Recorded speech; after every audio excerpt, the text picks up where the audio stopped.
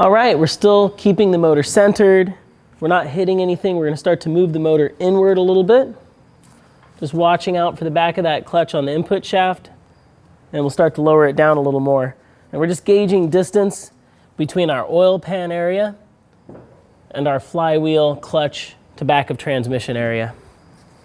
Slowly working our way down in.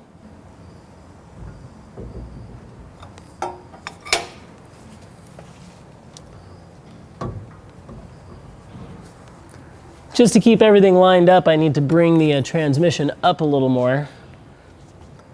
As we're lowering the motor down in, we just want to make sure not to hit that pressure plate, that ring that's back here, on the input shaft. That could cause it to not properly engage on the throwout bearing.